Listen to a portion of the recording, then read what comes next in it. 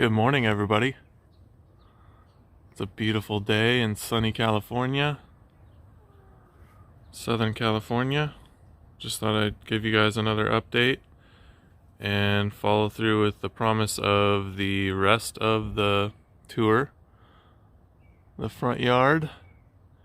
And I thought I'd share a couple tips with you guys as well. Show you guys something I did here that you might want to do.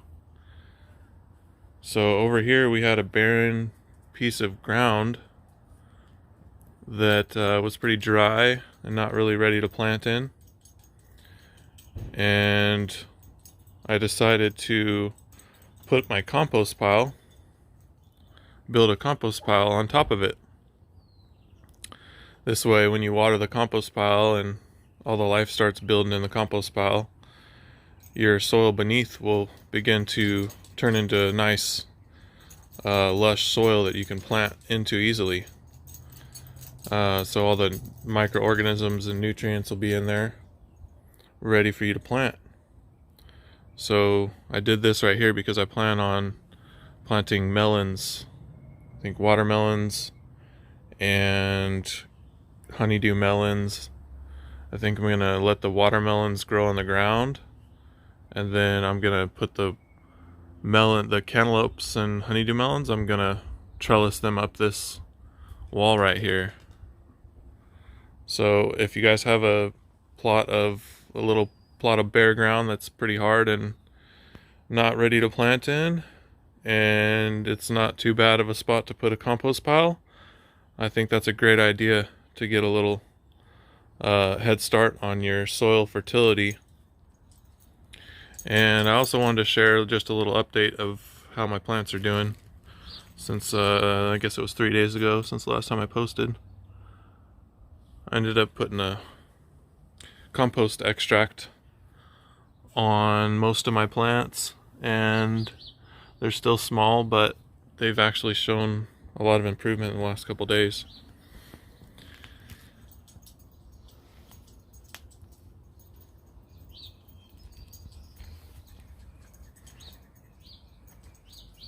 We're gonna head out into the front yard. I'm gonna take you around and show you a couple spots and some of the abundance that's growing on over here in the garden, on the homestead, in the city.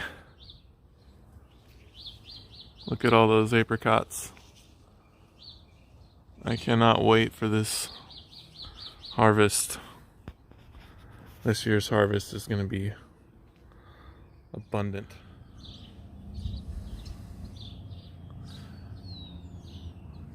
This gummy berry is doing awesome. If you notice, there's some little bulges on those flowers. That's where the berry is actually going to be. I was kind of worried because it rained a lot last night and the day before, and I thought it might hurt some of my plants, but I lucked out. Looks like everything's doing really well. In fact, better than it's been this whole time. Look at that peach right there starting. This peach tree is a later season peach tree than the other peach tree that we have here. So we have peaches a little longer through the season. We start with peaches from this tree over here, which is doing amazing since the last time I filmed, which was only like 3 days ago. That compost extract I did it on the soil, and I'll show you guys in the future, coming up soon, how I do my compost extract. It's actually really simple but effective.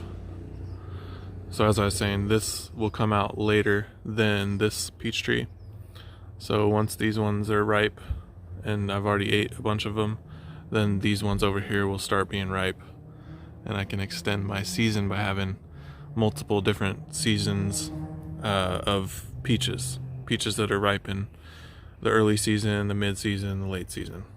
If I had another tree, it'd be at the late season.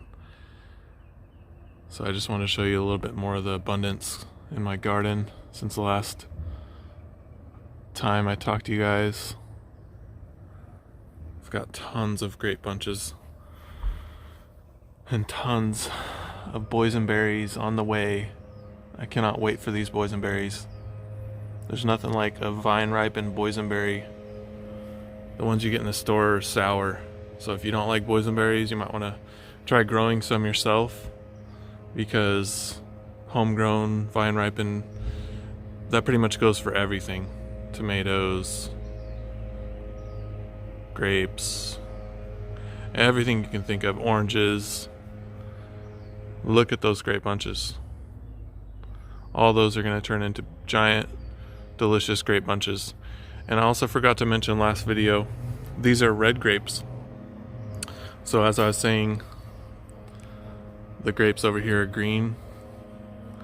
The green grapes are actually ready towards the later end of the season. And the red grapes, which taste divine, are ready during the earlier season. So first we get to eat delicious red grapes, and then once those start running out, we get the green grapes, which are also really delicious and unique. But look at all the bunches. It's just all over. And I designed this archway in order to get grapes to hang under this thing, so you could basically walk in, get some shade from the hot summer sun, and grab some grapes and get some delicious juicy grapes right overhead.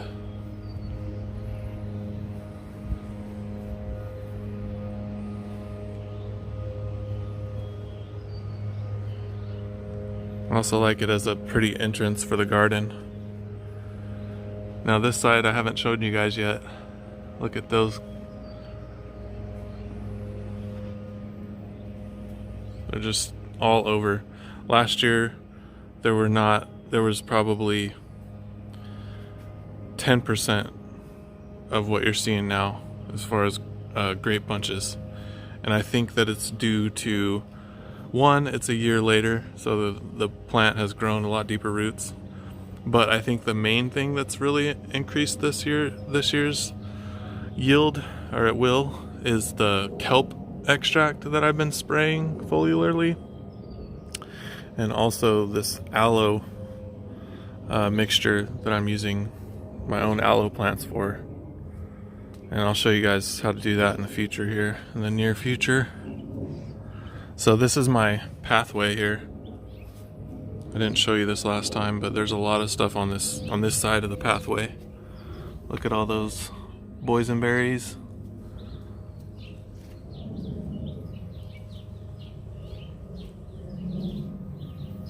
So anywhere you walk in this garden, just about, there's some sort of fruit that'll be ready and you can pick. Look at those. These are the green. This is the green grape side here.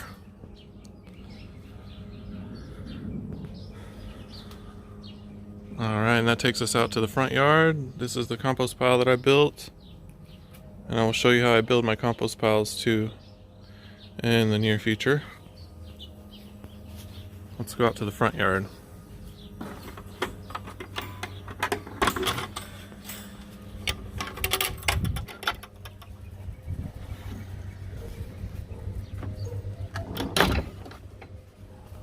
So we got a little sago palm here. I'm hoping we'll climb to a lot higher.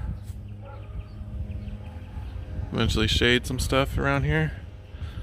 Got a nice big bush to block the view of the neighbors over there. This is a crepe myrtle tree that was here when we bought the house.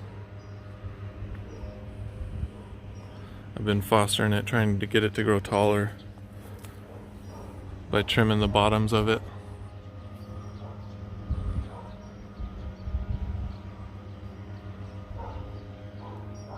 And then this right here is a really good ground cover plant that helps keep the weeds from coming up. And right next to we have a teacup teacup rose. Another teacup rose over here. Some more of that ground cover. This started as a very small plant, but it will spread along the whole line here if I let it. And then we also planted some, that's a native, that green plant in there is a native plant. It's kind of like a lavender. It should in the next couple months you'll be able to see some beautiful flowers on that. And then we've got some irises, some unique irises that I planted here. I think it was last year, hoping they'll flower this year. We got a little bush and some more ground cover I planted recently, hoping that'll spread out. And then this is my front yard with the fruit trees.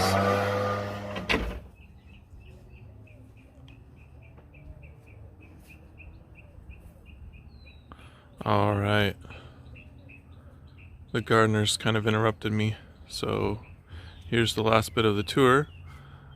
This is a giant rosebush that's got tons of rosebuds on it, and these can be used for teas.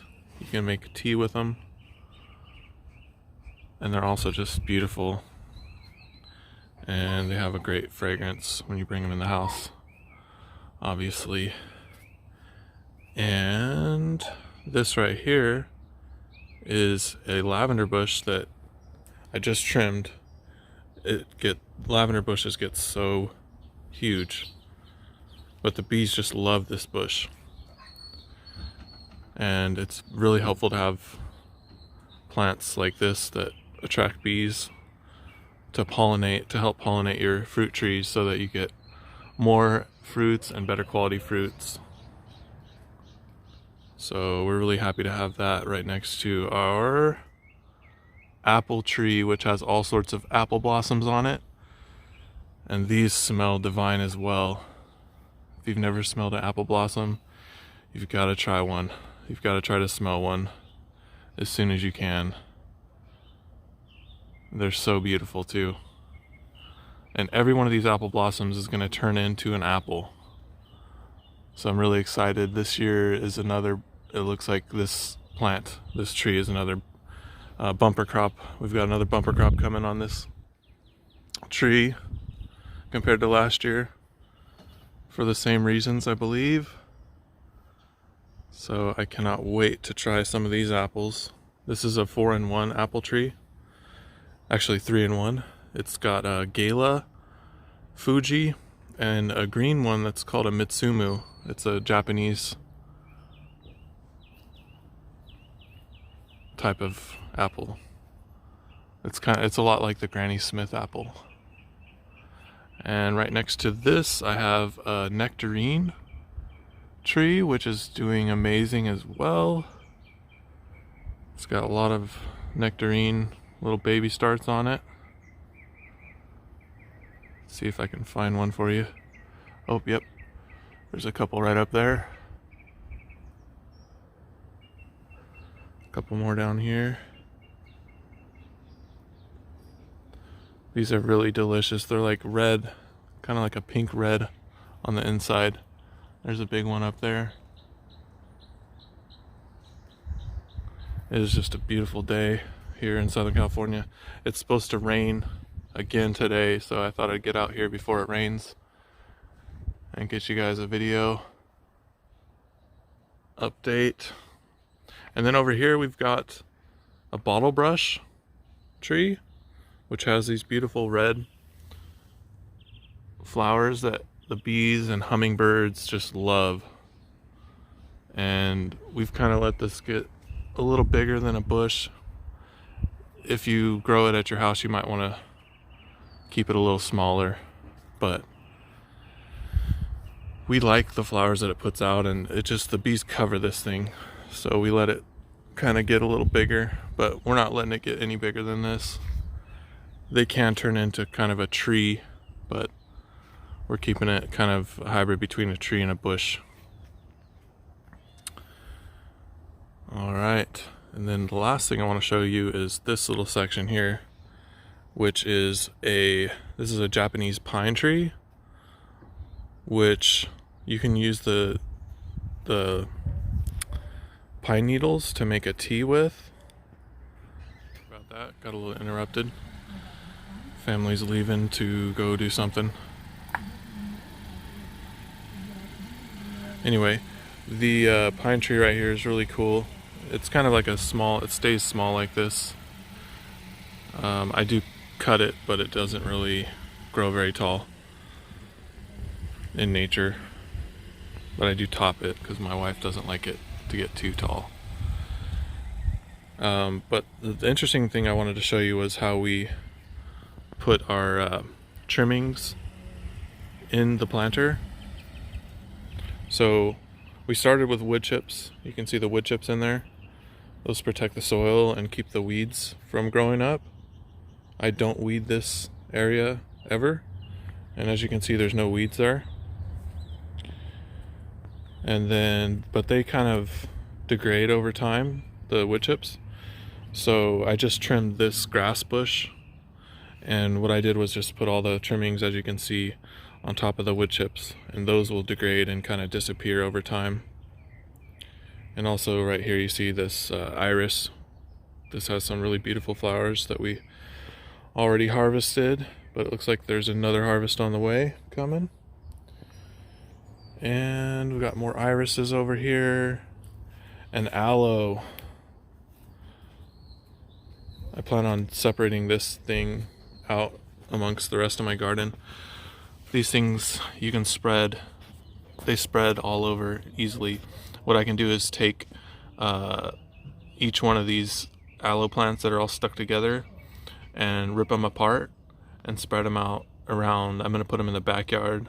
I might put some up here too as well, but they are great to have because of the for one, the spray that I'm going to show you that you can use for a foliar spray to feed your plants and get them to flower. And you can also make your own aloe vera drink. So you can fillet, you can get the gel out of the inside by filleting it. I'll show you guys how to do that one of these days. And then you can blend it up with a smoothie, and it's actually got a really good texture. It takes on the flavor of whatever you put it with. So I've actually used like an immersion blender and blended it with orange juice before. Orange juice and milk, kind of like an orange Julius. And the texture, it's just awesome. Alright guys, so this is the conclusion of the front yard tour and tips with the Urban Homesteader. If you like the video, please subscribe and please like the video. Thank you so much. I'll see you guys later.